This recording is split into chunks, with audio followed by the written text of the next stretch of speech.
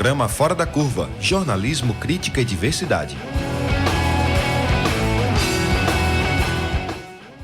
Olá, ouvintes das rádios universitárias 99.9 FM e 820 AM. São 11 horas da manhã e começa agora o Fora da Curva, o programa que fala o que a maioria cala. Eu sou a Manina Aguiar, do Centro das Mulheres do Cabo, e estarei com vocês nessa terça-feira, das 11 horas ao meio-dia, esse novo horário da nossa quarta temporada do Fora da Curva. O Fora da Curva vai ao ar de segunda a sexta, aqui na Universitária FM e também na AM, com retransmissão às 9 da noite na nossa rádio pública. Você também pode nos acompanhar ao vivo pelo facebook.com/Programa Fora da Curva, pela página da Marco Zero Conteúdo e pelo Facebook/Universitária 99.9.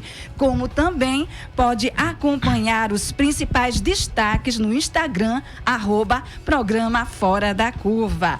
Participe e divulgue o nosso programa nas redes sociais. A grave crise política, econômica e humanitária da Venezuela tem forçado parte da população a buscar melhores condições de vida em outros países da América do Sul. No Brasil, a maior parte de entrada dos venezuelanos e venezuelanas fica em Roraima. A Casa Civil estima que Roraima recebeu mais de 127.700 imigrantes. A Prefeitura de Boa Vista, capital do estado, estima que cerca de 40 mil venezuelanos já tenham entrado na cidade. Esse número representa quase 10% de toda a população do município. Boa Vista está com abrigos lotados e, pior, há milhares de imigrantes espalhados pelas ruas. O Brasil recebeu 2% dos 2,3 milhões de venezuelanos que deixaram a Venezuela. Apesar do fluxo de imigrantes do país vizinho ter aumentado desde o fim de 2016, muitos voltaram a tentar a vida por aqui em 2018. Após a Colômbia ter imposto barreiras para a entrada de refugiados nas suas fronteiras. O mundo tem acompanhado o drama dos refugiados com preocupação. E a situação ficou mais difícil nas últimas semanas, quando um grupo de radicais brasileiros ateou fogo nos pertences dos barracos improvisados pelos venezuelanos aqui no município de Pacaraima, cidade que faz fronteira com aquele país. O ato de violência levou 1.200 refugiados a deixar o Brasil. Essa não é a primeira ocorrência de hostilidade contra os estrangeiros que vivem no estado. Em março deste ano, moradores de Mucajaí entraram em um abrigo de refugiados, expulsaram as pessoas atendidas e atearam fogo nos objetos pessoais das famílias. O Fora da Curva quer saber quais os direitos dos refugiados. Para responder esta e outras questões, nosso programa conta com a participação do professor William Ferreira de Melo, coordenador do MBA em Comércio Exterior e Relações Internacionais da ESU, da Faculdade de Ciências Humanas. Bom dia, seja bem-vindo, professor. Bom dia a todos que nos acompanham pela 99.9. Luiz Emanuel Barbosa da Cunha. Ele é advogado, professor universitário e consultor em direitos humanos junto à OEA, Organização dos Estados Americanos, e à ONU. Seja bem-vindo. Bom dia, professor. Bom dia, Manina, né? Bom dia, Inácio, né? Bom dia, William, né? E também bom dia para as nossas ouvintes e para os nossos ouvintes, né? Na bancada conosco, jornalista e consultor do Unicef para a Amazônia e também faz parte da equipe do Marco Zero Conteúdo, nosso queridíssimo Inácio França. Seja bem-vindo, Inácio. Bom dia, Manina. Bom dia, ouvintes Fora da Curva. Bom dia, professor William. Bom dia. Bom dia, professor Luiz Emanuel. Gente, inicialmente eu gostaria que o professor Luiz dissesse qual é o contexto da Venezuela para a gente compreender o porquê da saída do pessoal lá da Venezuela. Uhum. Bem, vamos lá, assim, na medida do possível, né, da gente puder, dentro desse tempo da gente fazer, né, esse tempinho curto que a gente tem de programa, né, fazer um retrospecto da situação da Venezuela. A Venezuela basicamente é um país, né, um estado completamente dependendo do petróleo, do ponto de vista econômico. Então, se a gente pode dizer, tentar resumir essa situação de calamidade que a Venezuela está hoje, não é uma questão prioritariamente política, isso já é uma consequência, né? É uma questão de ordem econômica, né? É um estado dependente do petróleo, né? Praticamente isso é o que mantém as suas exportações, é o que mantém toda a infraestrutura interna do estado e, de certa forma, né, que movimenta um pouco da economia, um comércio privado que se tem, que é relativamente pequeno, né? Então, praticamente todo o país, todas as pessoas são dependentes do dinheiro que vem do petróleo, e esse dinheiro é distribuído a partir de toda a estrutura do estado venezuelano, né? Então, a maioria das pessoas, né, tem uma dependência, quem não é funcionário público tem uma dependência do funcionalismo público, e na medida que, né, esse dinheiro vai se escasseando, né, porque o petróleo está sujeito a todo o mercado internacional. Então, na época do Chávez, né, você tem uma valorização muito grande do petróleo, e aí permitiu que ele fizesse toda uma série de mudanças, né, se garantisse também politicamente, né, claro, a partir de eleições diretas, né, com toda aquela discussão que se tinha em relação à oposição venezuelana, né, mas houve as eleições, né, teve abertura para os observadores internacionais. Então, né, por mais, né, discurso e retórica que ele tivesse, ele tinha uma base, né, que lhe dava, né, uma base popular e uma base política que lhe dava essa legitimidade para estar no poder lá, né? Então, né, apesar de toda a retórica, né, que irritou até na época, né, o rei Juan Carlos, né, a história do porquê não te calhas, né? Sim. Mas ele tinha uma base, tanto é que quando ele sofre o golpe, ele volta, né? E aquela infraestrutura dele, né, também baseada na questão do poder militar, né, a renovação das Forças Armadas da Venezuela. Então, isso deu uma base para ele que o Maduro hoje não tem. O que está acontecendo hoje em relação a isso no país? Hoje você tem um valor bem menor do petróleo que você tinha antes, né? Então o dinheiro começa a escassear, né? O petrodólar. Então é o pouco dinheiro que entra, né? Você não dá mais conta da infraestrutura que você tinha antes no país, né? O dinheiro que entra não compra mais os produtos, né? A Venezuela, ela depende de importação, inclusive de produtos básicos, né? Então, na medida que o dinheiro escasseia, o dinheiro vai ser justamente dirigido para quem mantém o Maduro no poder. O Maduro, ele não tem uma retórica boa, né? Ele não tem uma prática, né, democrática, né? Existe uma série de dificuldades em relação a isso, apesar de estarem abertas as eleições lá. Os embargos norte-americanos em relação também ao sistema bancário também. Inclusive, é o que mais a Venezuela aponta hoje, dizendo que o Brasil é devedor de uma energia elétrica que ela vende, né? É justamente essa impossibilidade de transferência internacional de fundos, né? Então, além dessa própria dificuldade em relação ao petrodólar, né, você tem uma atuação diplomática muito forte dentro da OEA, né, principalmente a partir dos Estados Unidos, mas é naquele discurso de dificultar, mas não fecha, né? Os Estados Unidos não deixam de comprar o petróleo venezuelano, a Venezuela não deixa de vender. Então, você tem um discurso que aparece, mas você tem, de certa forma, uma manutenção das relações comerciais, né? Agora, a dificuldade é muito grande. Hoje, o grande problema da Venezuela é isso. Ele ser dependente do petróleo, o petróleo está baixo e você não tem dinheiro para fazer circular. Nem pode fazer as operações bancárias de pagamento porque está sofrendo também um embargo, isso. não é? Alguém mais gostaria de contribuir nesse sentido?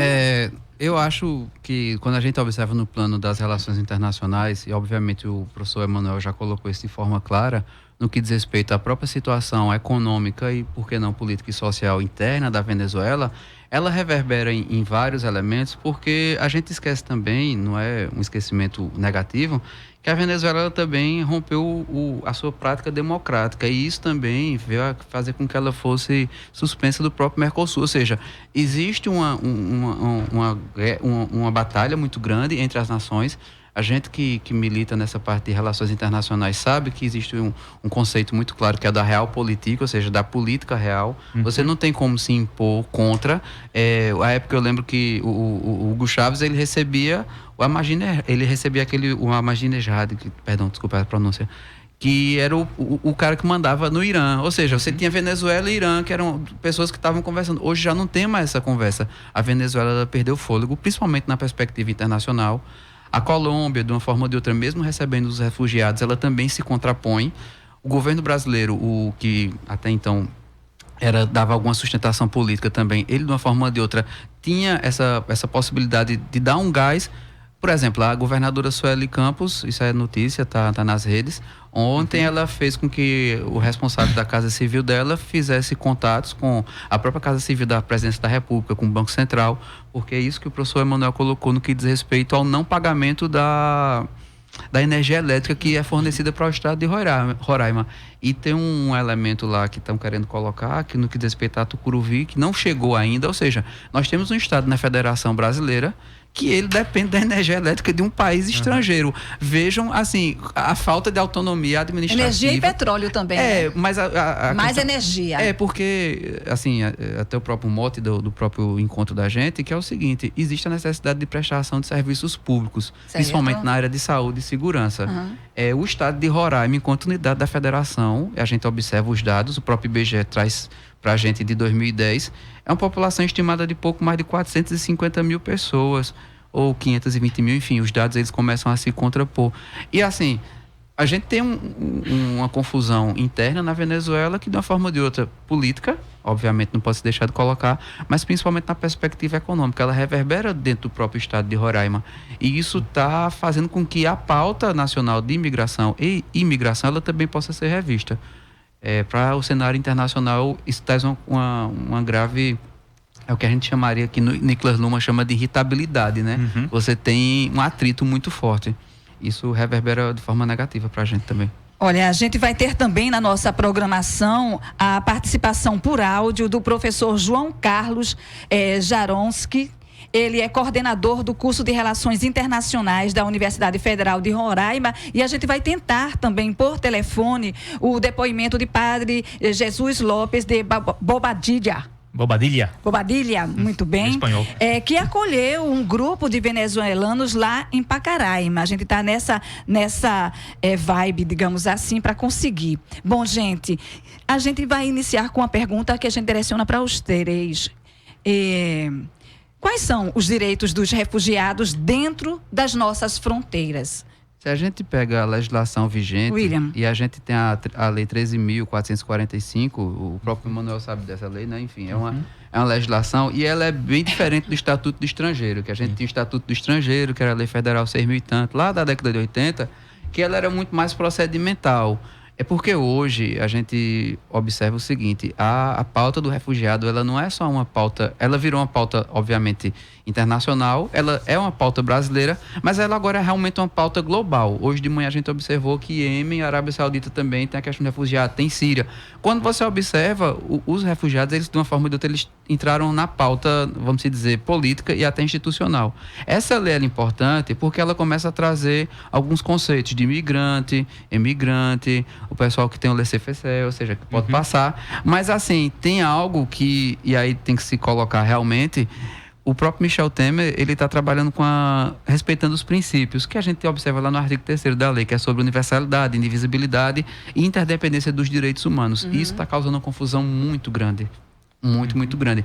Os direitos, se a gente for pegar pela legislação, eles já estão contidos. Existe até no próprio site da Polícia Federal um procedimento onde eles estabelecem quais são as formas, como é que você vem e ingressa, porque você não pode deixar de ter vínculo com o Estado. Se a gente for pegar historicamente falando, o refugiado é uma pessoa que aí a gente tem que observar se ele é apátrida ou não. A priori, eles não são apátridas, ou seja, eles têm pátria, eles não estão na pátria deles, ou seja, no território deles. Aí esse vínculo jurídico, como ele é estabelecido, a gente tem a necessidade de observar a política realmente de como é que o governo federal está trabalhando em cima disso e como as próprias instituições, elas podem, vamos dizer, numa linguagem mais coloquial, dar conta disso. Ou seja, qual é a resposta? Porque, por exemplo, um pedido de um asilado político, ele é diferente de um pedido de uma pessoa que não é asilado político. Você tem uma situação jurídica totalmente diferente. E essas pessoas, elas precisam ser integradas. A gente observa que a questão do consumo de álcool, uso de drogas, prostituição, tudo isso está sendo, pelo que a gente observa nas redes de comunicação,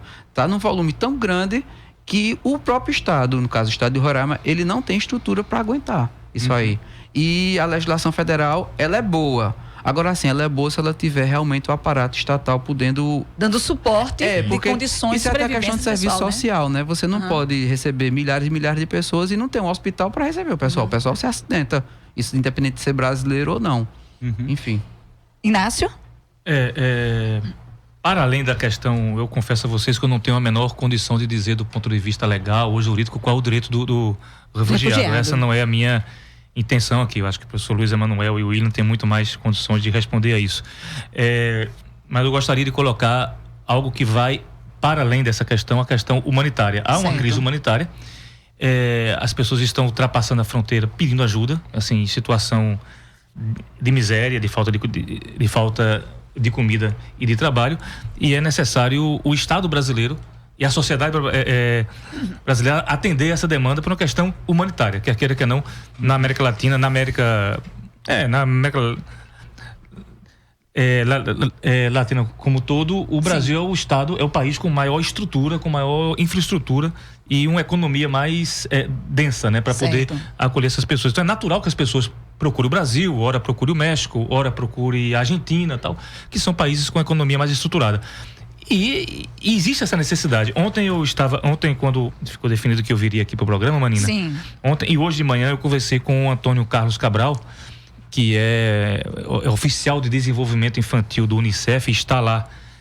Nesse momento ele está em Rio Branco, no Acre. Eu até pensei em colocar ele por telefone aqui, mas ele está a caminho de Rio Branco do Acre para tratar de uma outra questão. Mas ele me deu um panorama do que é que ele viu. Ontem ele estava lá, né? E do que ele está encontrando lá. Então são seres humanos que estão sem acesso à condição, aos direitos básicos do ser humano, e aí não importa se a Constituição é da Venezuela ou do Brasil, mas considerando a Declaração Universal dos Direitos Humanos. Então, por exemplo, você tem dois abrigos, um em Pacaraíma e outro em Boa Vista, com ao todo 1.100 indígenas venezuelanos. Nesses abrigos, a Unicef pagou e o governo do estado de Roraima fez uma avaliação nutricional de como estava o estado das crianças e das mulheres indígenas nesses dois abrigos. Para saber qual o grau de acompanhamento. E essa avaliação nutricional simplesmente os dados não foram revelados pelo Estado. O Estado está escondendo, o Estado de Roraima está escondendo os dados do próprio Unicef, que pagou a avaliação nutricional, que bancou a avaliação nutricional. Por quê? Porque se revela que X% das crianças estão no estado nutricional grave, se estão com uma desnutrição grave, vai ser preciso determinado tipo de ação. Se é moderado, vai ter que ser necessário determinado tipo de acompanhamento para evitar que se torne grave. Então, para evitar, então, se esses dados se tornam públicos e na mão do Unicef vai se tornar público internacionalmente, mundialmente eles estão escondendo os dados para não ter que fazer o acompanhamento, para fugir da obrigação de fazer o acompanhamento. Então tem crianças que já estão a perto de morrer de fome nesses abrigos. Isso aí não é uma figura de retórica. Antônio Carlos está me dizendo que é uma realidade. Assim, tem crianças com situação de lombriga, assim, uma coisa que não se via no Brasil desde os anos 40, 30 e tal. Então, há algo que vai além da questão jurídica. Tem que ser feito algo com urgência, algo de atendimento humanitário com urgência. Então, além da xenofobia, além de um preconceito muito grande das próprias autoridades de Roraima, e aí não é uma questão que ultrapassa a questão financeiro-econômica, há um preconceito, há um esforço para não fazer. Por quê? Por causa da questão eleitoral, porque eles não querem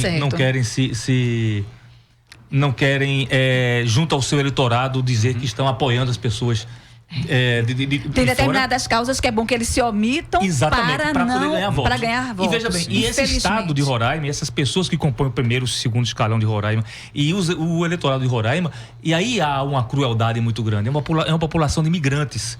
Eles são refugiados. Um dia eles foram refugiados internos. Sim. E não é um dia 100 anos atrás, não. Um dia 20 anos atrás. As pessoas estão lá. A maior parte dos roraimenses, digamos assim, na verdade são gaúchos, são paranaenses, são cearenses, são pessoas que fugiram das grandes cidades, das favelas das grandes cidades ou da região mais pobres do país para serem refugiados internos ou migrantes em Roraima. Então, são pessoas que não conseguem se enxergar naquele ali que está chegando e que está pedindo ajuda, porque um dia eles chegaram lá com a mão na frente e outra atrás e pedindo ajuda e tentando emprego, porque na década de 70, Roraima era um território federal e a população era composta por índios e militares dos postos militares. Então é uma população muito recente, uma população que sequer está na segunda geração, em alguns casos. É uma população de imigrantes. E essa população de imigrantes tem uma E passou atitude, a ser cidade em 1995. Ou seja, uma coisa recente, né, dentro desse estado, né? Estado, Então, é interessante isso que você traz, e aí eu já me remeto para uma outra questão que você trouxe em relação à xenofobia. Então, por que, né, essa vinda dos venezuelanos para cá, né, tem gerado tanto ódio, professor Luiz? Por um lado, Manina, você vê, né, como o William bem puxou, né, a gente tem um arcabouço jurídico, né, voltado para o migrante, né, voltado para o estrangeiro, de uma forma geral, para o brasileiro. Hoje, pelo menos relacionado à proteção da dignidade humana, um arcabouço jurídico extremamente importante. Desde o direito doméstico, né, baseado ali na Constituição, que não faz distinção entre estrangeiro e brasileiro, né, naturalizado, não faz diferença nenhuma, né, pelo menos do ponto de vista jurídico, né, e também a partir da própria legislação internacional, né, os tratados do sistema ONU e os tratados do sistema OEA de direitos humanos, né. Então, a única coisa que havia aí de estranho, por assim dizer, né, de estranho no ninho, era justamente o Estatuto do Estrangeiro, né, como o William chamou a atenção, né, que realmente era uma legislação doméstica da década de 1980, ainda muito marcado, né, por um militarismo, né, no sentido de defender um nacional, né, defender o nacionalismo, né, e enxergar o estrangeiro como algo realmente estranho, diferente, portanto, né, já criando um preconceito, né, de que ele ali é perigoso, né. Então, essa nova lei de imigração, ela expurga nessa legislação antiga e realmente entra, né, em consonância com toda essa, né, assim, no sentido de receber essa diversidade relacionada ao estrangeiro. E isso é o lado positivo. O lado, né, mais difícil é justamente você dar uma efetividade para todo esse conjunto normativo, né. Então aparecem situações como essa, né, da xenofobia, que no primeiro momento, né, ela é considerada ilegal, né, ilícita, né, e inclusive inconvencional, né, os tratados nada autoriza, né, nenhum instrumento autoriza, mas é o tipo da coisa que é uma situação que se constrói por um determinado comportamento, por uma determinada prática, né, Inácio aqui já colocou praticamente o ponto originário desse ato de xenofobia. Então não é algo que seja praticamente marcada da cultura brasileira, mas uma situação de casuísmo muito grande para aquilo ali. Então você tem, né, uma governadora que está querendo se reeleger, né, que vem, né, a Sueli Campos, né, que vem de uma estrutura política, né, de mais tempo, né, ela praticamente já substitui o seu marido, né, Neudo Campos, se eu não me engano, né. Então é aquela prática assim bem de capitania hereditária, né, do ponto de vista da política, de um né? para outro. Que são adversários políticos de uma família de imigrantes, que é o Jucá. Isso, veja. Que são pernambucanos. Veja o problema que a gente vai chegar, né, para o estado de Roraima, né? Então você tem lá, né, esse grupo político que hoje está no poder do PP, né, do Partido Progressista, que disputa esse espaço político hoje com o MDB, chefiado por Romero Jucá. Então, se a gente acha que o Maranhão não vive o melhor das situações políticas, né? Roraima também não, né? Então tá naquela, né? Se pular do PP, cai no MDB, pulando do MDB, cai no PP. Então, né, você tem uma governadora, né, que está querendo se reeleger e está fazendo justamente esse discurso político. Olha, eu estou tentando fazer o máximo por vocês, a gente está entrando nessa situação de calamidade, então vou reagir. E reage com atos populistas, né? Tenta fechar a fronteira, né, que não é algo, né, nem do Estado brasileiro fazer, né, nem do governo federal, muito menos de um governo estadual, né? Então, tanto ela quanto o Jucá também tem esse mesmo pensamento, né? Isso, de querer fechar a fronteira, né? Como se fosse assim muito fácil, né? Você pegar toda aquela fronteira, né, de mata, né, ou então de água, você querer fechar. Então isso aí é discurso populista, é discurso, né, político imediato, né, para angariar voto, né? E no sentido de, olha, eu sou contra esse pessoal que está vindo de fora, que está acabando com o nosso sistema de saúde, que não é um sistema de saúde muito bom, nem nenhum sistema, né, exemplar de educação. Mas claro, né, quando recebe uma quantidade enorme dessa de pessoas, né, não tem sistema nenhum do mundo, né, por melhor que seja, nem se fosse o sistema de saúde de Londres, conseguiria dar conta, né? É muita gente entrando, principalmente em Pacaraima, né? Uma população de 12 mil pessoas, né? É inclusive uma população quase menor do que o Inês Andreasa, que a gente tem aqui pertinho da gente. E se depara, né, com um contingente de mais de 800 pessoas chegando diariamente. Então, em 15 dias, você já dobrou a população. Então, eu queria até contribuir, né, trazendo mais uma informação, né, a partir de tá chegando, tem um quantitativo muito grande.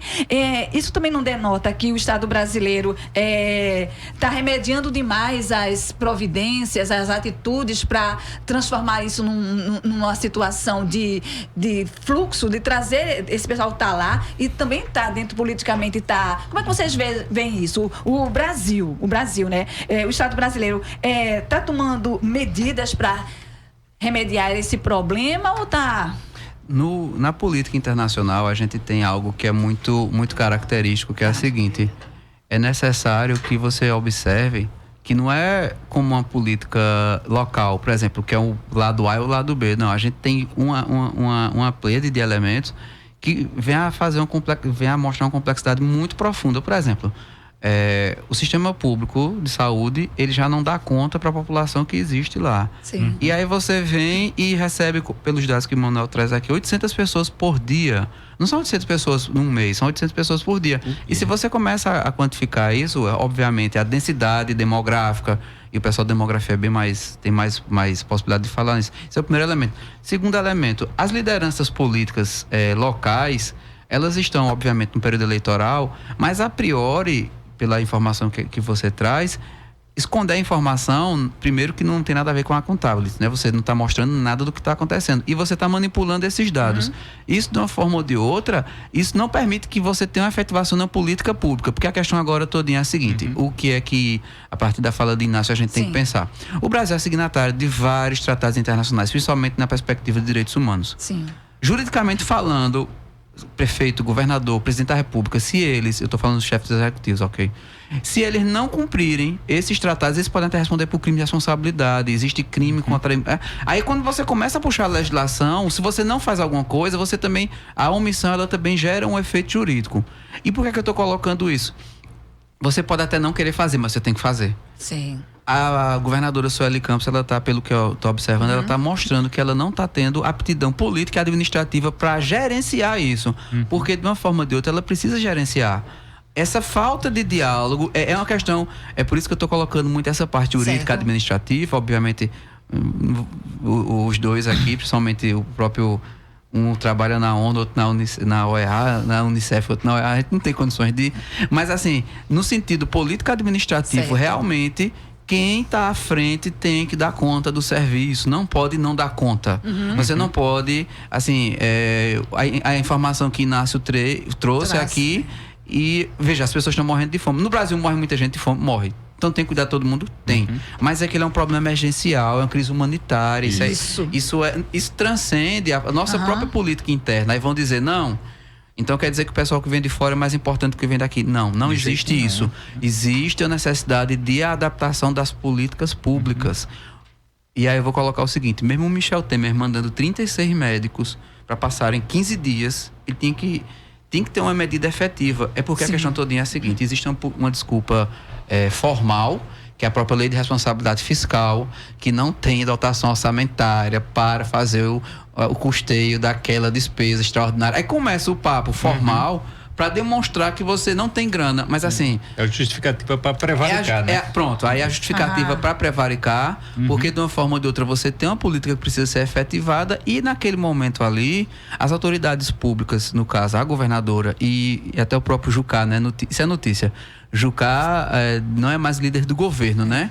Jucá está em terceiro lugar nas pesquisas.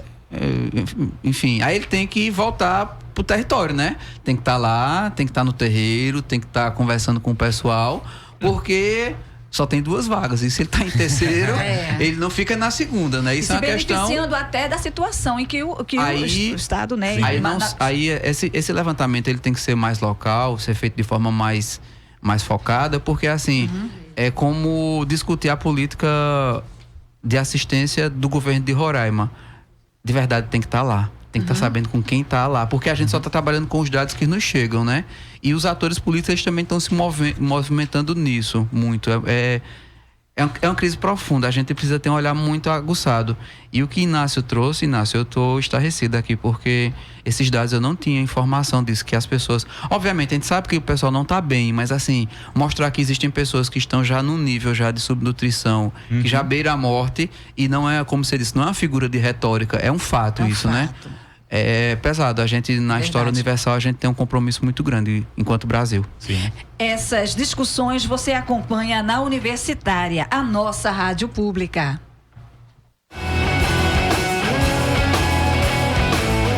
Programa Fora da Curva. Análise crítica de assuntos do interesse público.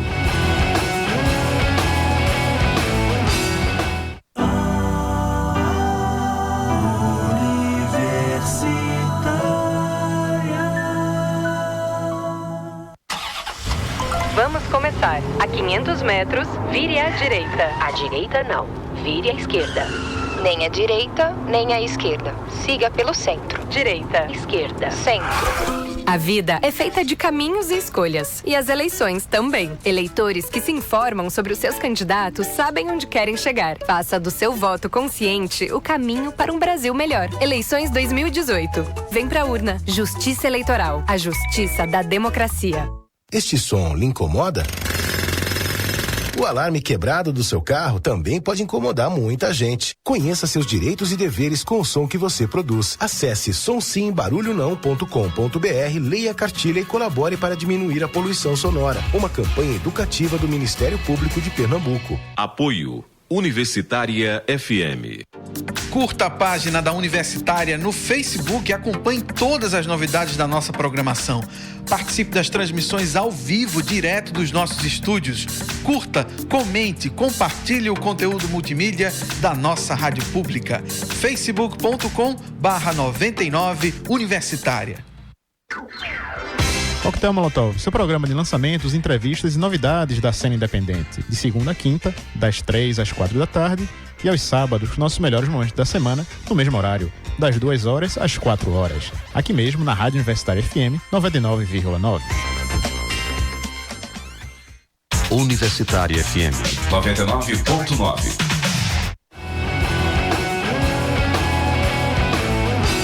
Programa Fora da Curva. Informação a serviço da maioria.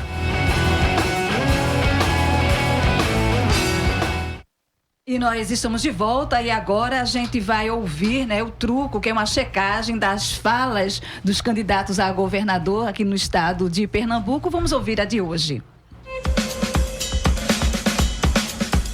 Seu candidato está falando a verdade? O projeto Truco Eleições 2018 checou as informações. Olá, você que está ouvindo a Rádio Universitária. Eu sou Helena Dias, da Marco Zero Conteúdo, e tenho uma checagem sobre investimentos no estado para contar. O candidato Armando Monteiro Neto, do PTB, criticou a queda nos investimentos em Pernambuco durante a gestão Paulo Câmara. Ele disse o seguinte: nestes 3 anos do governo Paulo, o investimento caiu para 2,5 bilhões, ficamos atrás do Ceará e da Bahia. Nós, do Truco, checamos a frase do candidato e demos o selo exagerado. Confira como investigamos a declaração. O primeiro passo foi entrar em contato com a assessoria de imprensa do PTBista para saber qual a origem do valor citado na sabatina da Rádio Jornal. A assessoria informou que o número está no site do Compara Brasil, banco de dados da Frente Nacional de Prefeitos, FNP, que tem como fonte principal a Secretaria do Tesouro Nacional. Fomos em busca dos números diretamente no site do Compara Brasil. Logo vimos que Armando estava certo ao afirmar que os investimentos em Pernambuco tiveram uma queda no período de 2015 a 2017. Ele também acertou ao dizer que Pernambuco investiu menos que Bahia e Ceará, mas o valor total de investimentos dos 3 anos não diminuiu tanto como disse o candidato do PTB.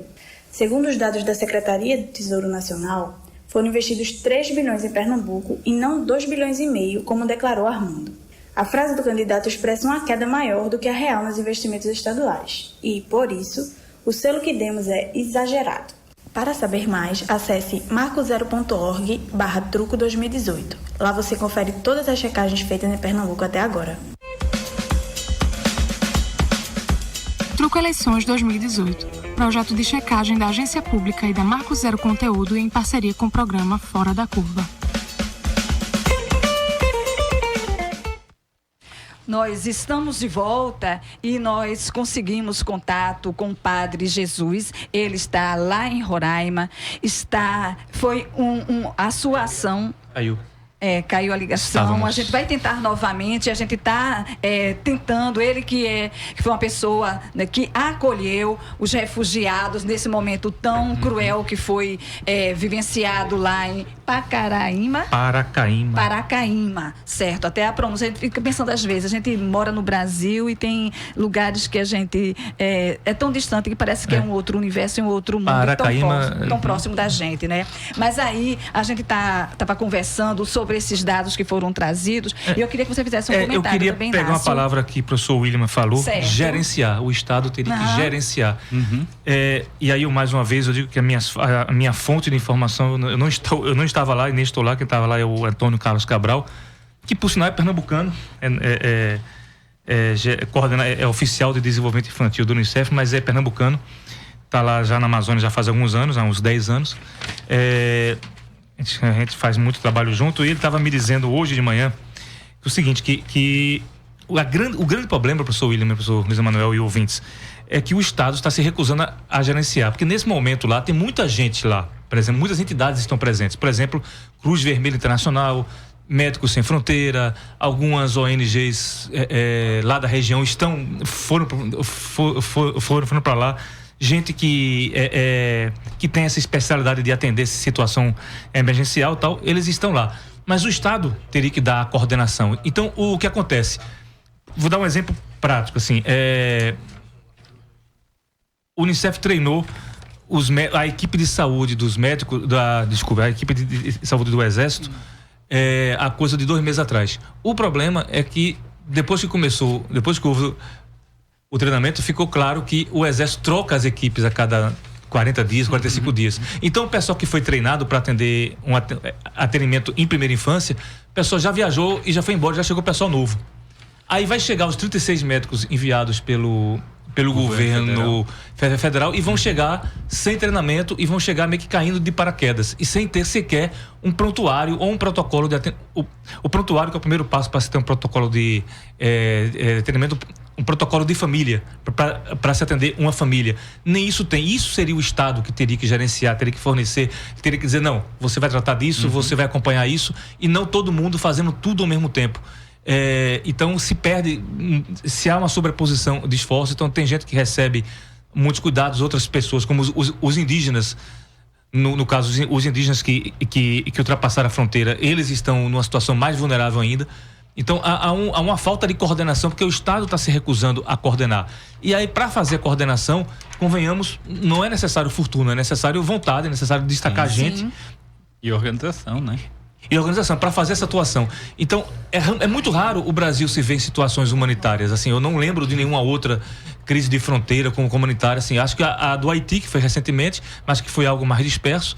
Mas uma situação tão intensa, o Brasil nunca teve essa situação, pelo menos não recentemente. Quando tem, não consegue dar conta. Olha só, a gente traz alguns dados importantes. Alguns imigrantes relataram à imprensa que sentiam medo do rechaço por parte dos cidadãos brasileiros desde o ataque violento do último dia 18, que expulsou cerca de 1.200 venezuelanos da cidade de Pacaraíma. E existem grupos também de civis brasileiros que patrulham as ruas contra os estrangeiros e aterrorizam as famílias ainda desabrigadas. A gente tem falado muito no Estado brasileiro de como ele pode estar viabilizando. E aí a gente traz um pouquinho aqui para o Estado de Pernambuco, que em julho recebeu 114 venezuelanos, 45 foram para João Pessoa e 69 ficaram aqui em Pernambuco e foram encaminhados para a cidade de Igaraçu. Em Igaraçu, uma matéria recente, desses 69, apenas 3 conseguiram trabalho. Então, a gente tem falado nesse Estado brasileiro, em toda esse arcabouço de estar dando esse suporte, não é? Quais são as necessidades? O que o Estado precisa realmente? A gente está botando tanto aqui na mesa a situação dos refugiados. O que é necessário fazer para que realmente seja mais consolidado esse acolhimento, né? Porque a gente está em Roraima, veio para aqui, para Pernambuco, 69. Lá tem mais. Então, Roraima está inchada com os venezuelanos, né? Falta essa política do governo federal também tá sendo mais ágil, mais propositivo, no sentido dos estados também estarem recebendo. Vocês acham? Gente, eu somente peço perdão, desculpas, porque a gente tá conseguindo agora falar com o Padre Jesus, te dar o bom dia para ele. Bom dia, Padre. Alô? Bom dia, tudo bom? Tudo bom, que bom que a gente conseguiu falar com o senhor. Obrigada, tá viu? Difícil, aqui estamos, não. Eu que agradeço o interesse por saber notícias destes acontecimentos que estão aqui em nossa cidade de Pacaraima. Pronto, Padre, me diga, como é que está a situação aí, nesse momento? Bom, depois deste triste episódio que comoveu profundamente toda a nossa cidade, isso foi como um vulcão que tristemente esperávamos, essa lava envenenada da ira e da rejeição aos migrantes. Agora parece, aparentemente, e volto a repetir e sublinhar, aparentemente, as coisas estão normais, há uma calma, mas é uma calma cheia de interrogantes e cheia de suspeitas de que em qualquer momento pode acabar. Ou seja que o fato foi tremendo, tristemente Pacaraima ficou famosa em todo o mundo, e não precisamente dando um bom testemunho, sino todo o contrário, um exemplo de xenofobia, não? De rejeição ao irmão, não? Mas atualmente, eu digo, a situação parece que está em calma, com medo, a possibilidade de que em qualquer momento esse vulcão de repente pode continuar vomitando sua lava de ira e de raiva. Padre, a gente tem informações aqui, a partir das notícias que são veiculadas, que existe também um toque de recolher, que as pessoas não se sentem à vontade de sair à noite. E como é que o senhor observa? O senhor que denunciou que existem grupos para incitar a violência na região. Como é que o senhor observa essa questão disso? Esses grupos violentos, inclusive motoqueiros que espalham o medo e o terror, parece que estão cada vez mais remitindo, não? Não sei, penso que vocês sabem que ultimamente as polícias foram reforçadas, tanto a federal como a polícia civil, não é? A polícia militar, não? Então isso, claro, contuvo essas mini manifestações que aparecem pela noite. A noite realmente todo vira mais perigoso e aproveitada para essas mini manifestações, não? Parece que são os resíduos daquela manifestação tremenda que houve dias passados, não? Ou seja, o povo venezuelano tem medo, e antigamente esse povo, eu digo, de umas 2.000 pessoas dormiam nas ruas, não? Agora, de noite, você não vê ninguém nas ruas. Eles se trasladam à fronteira próxima, que está realmente a menos de 1 quilômetro, e dormem lá intempérie, não? Dormem no chão, mas já não dormem em Pacaraima por medo a ser expulsos e a sofrer a violência que dias passados expulsou a eles. Padre, a gente ouve, né, toda essa situação, mas a gente não ouve a repercussão dentro das ações das pessoas que veem esses refugiados com esse olhar humanitário, como a gente estava debatendo aqui conosco no programa Fora da Curva com os nossos convidados. Como é que tem sido essa outra parte, dessa outra verdade da história do acolhimento? Como é que está essa situação? Tem se acolhido também? Perdão? Não entendi. A gente só ouve falar, né, nos jornais, nessa situação de ódio, de perseguição. E Existe o outro lado também do acolhimento? Tem pessoas aí que estão mais sensíveis nesse gesto humanitário da acolhida? Bom, pessoas sensíveis, claro que sempre existem, não? Mas, eu sempre nas reportagens, nas entrevistas, eu procuro, e me custa caro, não é? Custa a rejeição de quase toda a população, falar a verdade. E realmente a rejeição aqui ao migrante é muito grande. Claro que você me pergunta se há pessoas sensíveis. Lógico que há pessoas sensíveis, mas são o menor número. Parece que aqui a xenofobia, a ira, a rejeição se estendeu como uma onda de ódio, não é? Agora, escute, eu vou falar uma coisa e é importante. A gente não podemos condenar nem tentar julgar esta xenofobia. A gente tem que procurar compreender. Procurar compreender. Olha, aqui a população tem sofrido muito. Ultimamente, cada vez mais. Todo dia aparecem, segundo dados da Polícia Federal, perto de 1.000 migrantes. Então, olha, escutem, nesses 1.000 migrantes, há malandro, há pilantra, há pessoas que vêm aproveitar-se da situação, há venda de droga, há prostituição de menores, há roubos contínuos, assaltos à mão armada, inclusive homicídios. Então, claro, isso cria um clima de violência, de desconfiança, de rejeição, que é compreensível. Lógico que onde temos que cobrar, para onde deveria ter sido dirigida essa ira, essa raiva, esse descontento. Não contra os pobres infelizes que estão dormindo no chão, pelo amor de Deus. Essa ira, esse descontento, essa cobrança devia ser dirigida contra as autoridades que não souberam controlar nem conter o problema, nem tomar atitudes suficientes para poder dominar esse descontrole que atualmente reinava em Pacaraima.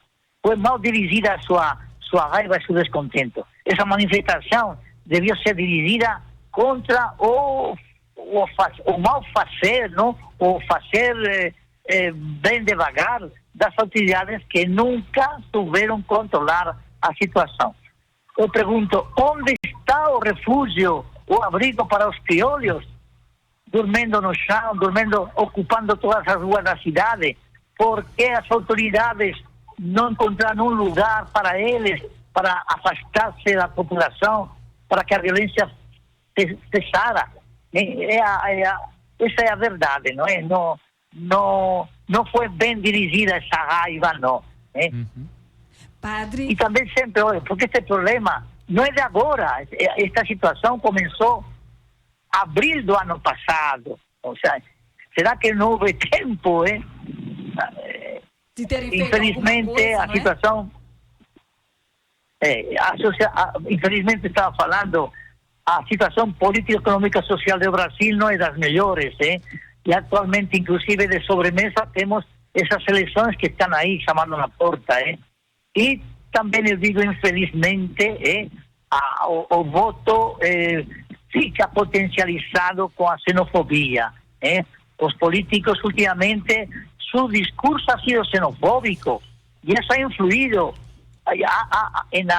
na população. Padre, nós queremos, em nome do Fora da Curva, agradecer esse momento com o senhor tão esclarecedor e que estamos aqui muito atentos e atentas para essa realidade que está sendo vivida. Muito obrigada. Eu que agradeço por esse empenho que vocês têm de que a verdade salga à luz e espalhar a triste situação que neste momento está vivendo Pacaraima. Muito obrigado. Obrigada, Padre. Inácio? Eu não saio da minha posição de comentarista. Na verdade, eu tenho uma pergunta aqui para os professores Luiz Emanuel e William. Não sei qual dos dois, os dois vejam aí quem é que responde. É o seguinte, a partir dessa fala do Padre Jesus Lopes, eu acho que é necessário uma reação da sociedade brasileira contra essa xenofobia localizada, específica. bem que não sei nem se é tão localizada assim, mas no caso, como reagir a isso? Como é que a sociedade pode reagir a isso e pressionar para que se mude para que se mude a atitude em relação a esses refugiados? Pode ser. A questão da xenofobia, e aí a gente começa a observar ela em casa. O que quer dizer isso? A gente vê muito, por exemplo, pelos meios de comunicação, que na França o pessoal que tem de uma forma ou de outra que professa a fé islâmica está sendo perseguido. A gente observa isso nos Estados Unidos. E agora a gente está lidando com um problema na nossa casa. Ou seja, são pessoas que de uma forma ou de outra, a priori, a gente não observa nenhuma movimentação política. E o que quer dizer isso? Ninguém está sendo refugiado, ninguém está saindo de lá porque só discorda do governo. As pessoas precisam sobreviver. A questão é de sobrevivência. Não há, e aí também esse elemento social ele precisa ser levantado, porque acontece o seguinte: como é que você está no seu território, por exemplo, o estado de Roraima, está recebendo essas pessoas, as políticas sociais elas não são implementadas de forma correta, vamos dizer, em condições normais de existência, e aí você começa a ter essa demanda muito forte. O padre, ele trouxe a resposta. As autoridades devem assumir a sua responsabilidade institucional naquilo que a legislação obriga elas a fazerem. Não está dando, faça política, vá fazer seus contatos, vá para cima das outras autoridades, chame o governo federal, pressione seu deputado. É necessário ajudar as pessoas. Vivemos em um mundo onde não podemos fechar as portas. As pessoas precisam de ajuda. Mas a gente não está tomando conta do nosso. Toma também. É necessário que a visão de mundo, ela não seja mais uma visão restrita. A xenofobia, e aí eu não vou entrar nem na perspectiva teológica, mas a xenofobia é a negação do outro. Quem nega o outro não está se assumindo enquanto ser humano responsável. É necessário saber implementar essas atividades. A resposta do padre Viu Inácio, ela foi fática. As autoridades precisam saber se reagrupar. Por isso que eu coloquei muito essa questão da parte administrativa, porque existem meios. É possível você criar, obviamente aí tem que observar a lei orçamentária anual, mas você pode criar, o governo federal, ele tem que chegar junto, ele não pode estar omisso. Sim. E assim, vai ficar ruim para os dois lados. Não só para as pessoas que estão chegando lá, que precisam dessa assistência, mas também para as pessoas que já estão lá. Porque, por exemplo, o nacional brasileiro, ou naturalizado, ou enfim, nato naturalizado, ele também tem direito à política pública de saúde, de educação, de trabalho, de emprego. Essas pessoas também precisam ter. Pensa-se, você está em Pernambuco, você pode falar isso melhor porque você não está lá. Não é isso. Existe uma responsabilidade, ela é humanitária. Então, o Brasil não vai cumprir com aquilo que ele tem com relação à questão dos direitos humanos, que existem tratados, não é, Manuel? Isso. E o Brasil é signatário, e se não cumpre, tem responsabilidade. A OEA também tem que chegar junto. Eu acho que, assim, isso é uma questão política, não é político-partidária não, ok? Mas, assim, eu não estou vendo muita ação da OEA. A gente vê muita ONU, a gente vê muita Unicef, a gente vê muitos organismos internacionais, mas cadê a OEA? Que ela tá em cima disso. O próprio Mercosul, por exemplo, a Colômbia tem recebido muito mais do que a gente. A Colômbia é bem menor, presume-se, eu não estou com os dados aqui, vamos dizer, de forma estrita, mas presume-se que o Brasil tem mais condições de receber essas pessoas. Vai receber todo mundo? Não pode receber todo mundo. Tem que ter uma política. Aí onde é aquilo que eu estava colocando. Não existe uma política de Estado para o migrante. Com todas as críticas que possam ser feitas, mas, por exemplo, a gente agora que criou um Ministério da Segurança Pública. O próprio Jungmann, ele esteve ontem, não sei se ele ainda está aqui em Recife, mas ele veio falar, houve a posse do novo superintendente da Polícia Federal, tal. Ele vem falando sobre a questão da violência, mas isso é um problema que tem que tem que ter um foco. A administração pública, ela não pode se ater às regras para não assumir a responsabilidade, mesmo ela sendo responsável, porque ela vai falar ou vai argumentar com critérios de ordem financeira, de ordem programática, num português bem claro. Tem que chegar junto. Não pode deixar, não. Tem que chegar junto. Já que falou na OEA, a gente... Eu acho que o Estado brasileiro atrapalha de um lado e do outro.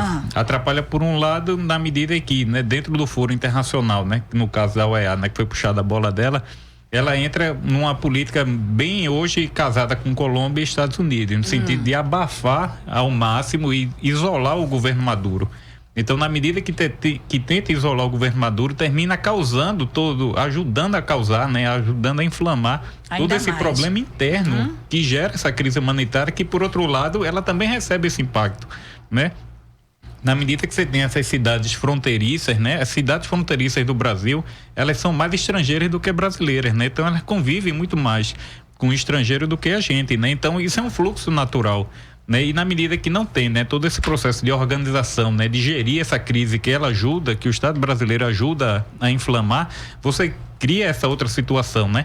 Veja, aquele episódio, né, de você expulsar os venezuelanos e tocar fogo naquilo ali tudinho, aquilo hoje, ela está encaixado no que a gente chama de um crime de lesa humanidade. Então, em tese, poderia ser levado para um tribunal internacional, o Tribunal da Haia, né, o TPI. É um crime internacional aquilo ali, né? Você está fazendo uma deportação, uma transferência forçada de pessoas, né? A história vai contar isso. Que vem em busca de proteção, vai cobrar, né? isso vai ficar registrado. Então, você tem essa situação bem complicada, né? Gente, eu gostaria de passar, antes do finalzinho que a gente já está se aproximando, um depoimento do professor João Carlos Jaronkinski. Ele é coordenador do curso de Relações Internacionais da Universidade Federal de Roraima, e ele fala inicialmente sobre a dificuldade dos venezuelanos frente aos órgãos públicos de Roraima.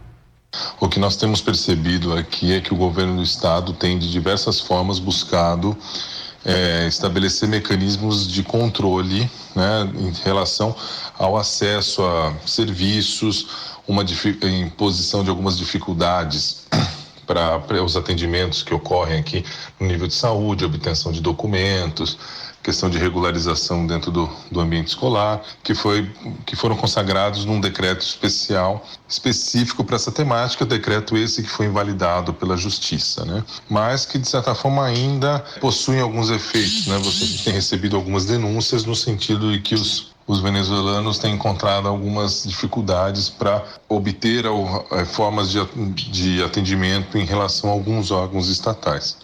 Pois é. Ele ainda analisa o processo de interiorização e a aversão aos refugiados a partir da ótica de quem está vivendo lá. Isso. Interiorização essa que já ocorre muitas vezes pelas próprias pessoas, né, que já se dirigem aqui. Também é um lugar de trânsito. Quem consegue alguma condição vislumbra que o mercado de trabalho aqui ele é bastante pequeno, tem uma dificuldade de absorção, então já se dirigem para outras cidades, vão até Manaus ou pegam aviões e vão para outros lugares, até outros países. A gente tem muita informação de pessoas que passam por aqui e dá saída do território brasileiro lá em Foz do Iguaçu. Então isso já é o que ocorre, mas do ponto de vista governamental, naquilo que eu chamo de deslocamento assistido, infelizmente a gente tem sido bastante ineficiente. O número é pequeno, mas que também demanda uma certa burocracia, porque as pessoas devem ir informadas de onde estão, elas têm que dar anuência, e esse é um processo que é mais lento, é fato. Mas mesmo assim, a oportunização de vagas tem sido bastante lenta, esse é o problema. Muito bem, nós estamos chegando ao final do nosso programa. A gente agradece ao professor William Ferreira. Muito obrigada pela participação. Esse é um tema que, obviamente, como se colocou Inácio, é um tema de ordem humanitária. A gente não pode se eximir dele, não. E agradecer a oportunidade de poder comentar, né, sobre ele. Luiz Emanuel. Eu agradeço também, né? Lembro a figura de Dom Helder, né? Num momento como esse, né? Já que foram os 19 anos do seu falecimento, né? E também o lema da ODS 2030, né? Ninguém fica para trás, né? Eu acho que a gente tem que ter isso em mente. Inácio França. Muito obrigado, Manina, muito obrigado ao programa Fora da Curva. Agradeço o nome da Marco Zero Conteúdo. Quem tiver interesse em acompanhar as checagens do truco, marcozero.org. E o programa de hoje vai ficando por aqui. Agradecemos a você, amiga e amigo ouvinte, que acompanhou o nosso programa durante essa 1 hora. Nosso programa vai ser reprisado às 9 da noite aqui na nossa rádio pública. O Fora da Curva teve a produção de Roberto Peixoto, Henrique Jonatas e Inácio França, da Marco Zero Conteúdo. Na locução, Manina Aguiar, do Centro das Mulheres do Cabo. Coordenação, Ana Veloso, professora do Departamento de Comunicação Social da UFPE. Nos trabalhos técnicos, Marco Antônio nas redes sociais, Roberto Peixoto e Henrique Jonatas. Amanhã você fica com a apresentação de Paula Reis com o tema Por que tanta pressa para revisar o plano diretor do Recife? Obrigada. O programa Fora da Curva é uma realização do Departamento de Comunicação Social com o apoio do Departamento de Sociologia e do Núcleo de Rádio e TV Universitárias. Parceria com o Marco Zero Conteúdo, Centro das Mulheres do Cabo, SOS Corpo, Centro Sabiá, Terral Coletivo de Comunicação, Centro de Cultura Luiz Freire. Esse programa fica disponível em nossa página do Facebook e no canal do YouTube. Acompanhe as nossas redes sociais, porque nós também divulgamos por lá muita informação que você não vê por aí.